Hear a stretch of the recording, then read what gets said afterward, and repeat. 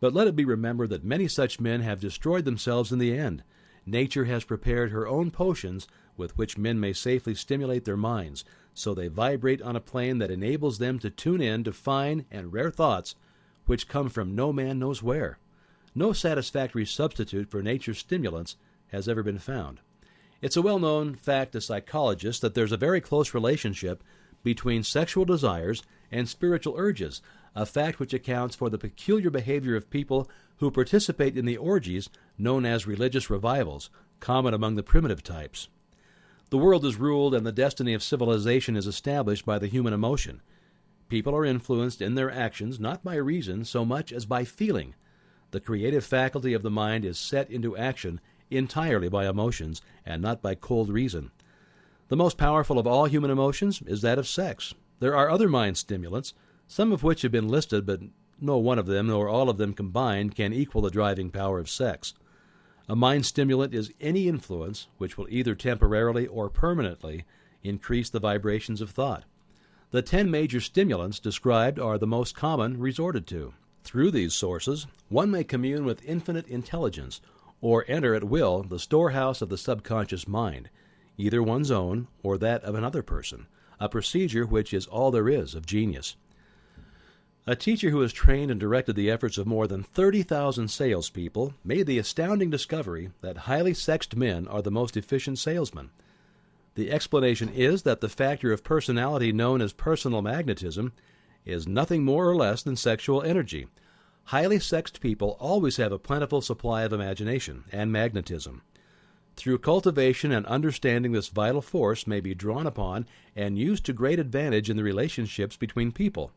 This energy may be communicated to others through the following media. The handshake.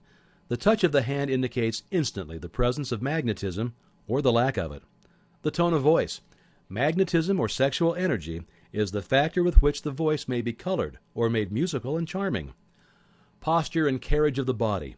Highly sexed people move briskly and with grace and ease. The vibrations of thought.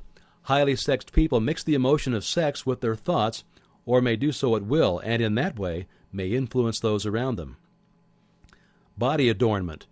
People who are highly sexed are usually very careful about their personal appearance. They usually select clothing of a style becoming to their personality, physique, complexion, etc. When employing salesmen, the more capable sales manager looks for the quality of personal magnetism as the first requirement of a salesman.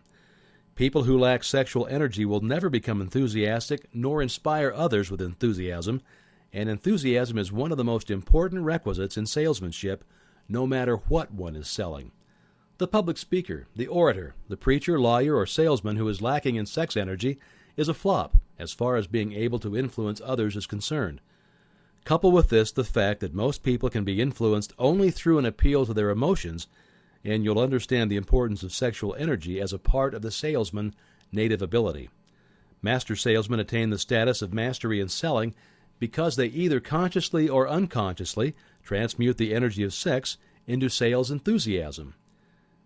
In this statement may be found a very practical suggestion as to the actual meaning of sex transmutation.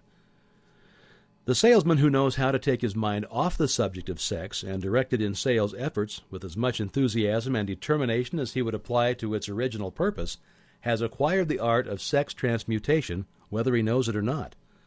The majority of salesmen who transmute their sex energy do so without being in the least aware of what they're doing or how they're doing it.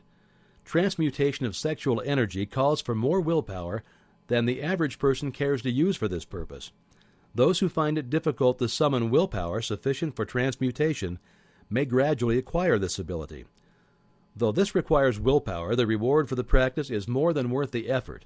The entire subject of sex is one with which the majority of people appear to be unpardonably ignorant. The urge of sex has been grossly misunderstood, slandered, and burlesqued by the ignorant and the evil-minded for so long that the very word sex is seldom used in polite society. Men and women who are known to be blessed, yes, blessed with highly sexual natures, are usually looked upon as being people who will bear watching. Instead of being called blessed, they are usually called cursed. Millions of people, even in this age of enlightenment, have inferiority complexes which they developed because of this false belief that a highly sexual nature is a curse. These statements of the virtue of sex energy should not be construed as justification for the libertine. The emotion of sex is a virtue only when used intelligently and with discrimination. It may be misused, and often is, to such an extent that it debases instead of enriches both body and mind. The better use of this power is the burden of this chapter. It seemed quite significant to the author when he made the discovery that practically every great leader whom he had the privilege of analyzing was a man whose achievements were largely inspired by a woman.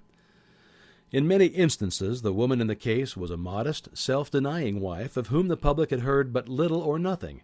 In a few instances, the source of inspiration has been traced to the other woman. Perhaps such cases may not be entirely unknown to you. Intemperance in sexual habits is just as detrimental as intemperance in habits of drinking and eating. In this age in which we live, an age which began with the World War, intemperance in habits of sex is very common. The orgy of indulgence may account for the shortage of great leaders. No man can avail himself of the forces of his creative imagination while dissipating them. Man is the only creature on earth which violates nature's purpose in this connection. Every other animal indulges its sexual nature in moderation and with purpose which harmonizes with the laws of nature. Every other animal responds to the call of sex only in season. Man's inclination is to declare open season. Every intelligent person knows that stimulation in excess through alcoholic drink and narcotics is a form of intemperance which destroys the vital organs of the body, including the brain. Not every person knows, however, that overindulgence in sex expression may become a habit as destructive and as detrimental to creative effort as narcotics or liquor. A sex-mad man is not essentially different than a dope-mad man. Both have lost control over their faculties of reason and willpower. Sexual overindulgence may not only destroy reason and willpower, but it may also lead to either temporary or permanent insanity. Many cases of hypochondria, imaginary illnesses, grow out of habits developed in ignorance of the true function of sex. From these brief references to the subject, it may be readily seen that ignorance on the subject of sex transmutation forces stupendous penalties upon the ignorant on the one hand, and withholds from them equally stupendous benefits on the other. Widespread ignorance on the subject of sex is due to the fact that the subject has been surrounded with mystery and beclouded by dark silence. The conspiracy of mystery and silence has had the same effect upon the minds of young people that the psychology of prohibition had. The result has been increased curiosity and desire to acquire more knowledge on this verboten subject, and to the shame of all lawmakers and most physicians by training, best qualified to educate youth on that subject, information has not been easily available. Seldom does an individual enter upon highly creative effort in any field of endeavor before the age of 40. The average man reaches the period of his greatest capacity to create between 40 and 60. These statements are based upon analysis of thousands of men and women who have been carefully observed. They should be encouraging to those who fail to arrive before the age of 40 and to those who become frightened as they approach old age, around the 40-year mark.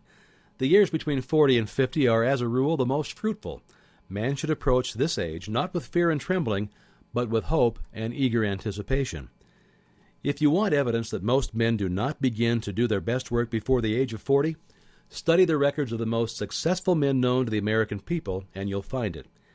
Henry Ford had not hit his pace of achievement until he had passed the age of 40. Andrew Carnegie was well past 40 before he began to reap the reward of his efforts. James J. Hill was still running a telegraph key at the age of 40. His stupendous achievements took place after that age. Biographies of American industrialists and financiers are filled with evidence that the period from 40 to 60 is the most productive age of man. Between the ages of 30 and 40, man begins to learn, if he ever learns, the art of sex transmutation. This discovery is generally accidental, and more often than otherwise, the man who makes it is totally unconscious of this discovery. He may observe that his powers of achievement have increased around the age of 35 to 40, but in most cases he's not familiar with the cause of this change, that nature begins to harmonize the emotions of love and sex in the individual between the ages of 30 and 40, so that he may draw upon these great forces and apply them jointly as stimuli to action. Sex alone is a mighty urge to action, but its forces are like a cyclone. They're often uncontrollable. When the emotion of love begins to mix itself with the emotion of sex, the result is calmness of purpose, poise, accuracy of judgment, and balance. What person who has attained the age of 40 is so unfortunate as to be unable to analyze these statements and to corroborate them by his own experience. When driven by his desire to please a woman based solely upon the emotion of sex, a man may be, and usually is, capable of great achievement, but his actions may be disorganized, distorted, and totally destructive. When driven by his desire to please a woman based upon the motive of sex alone, a man may steal, cheat, and even commit murder. But when the emotion of love is mixed with the emotion of sex, that same man will guide his actions with more sanity, balance, and reason. Criminologists have discovered that most hardened criminals can be reformed through the influence of a woman's love. There's no record of a criminal having been reformed solely through the sex influence.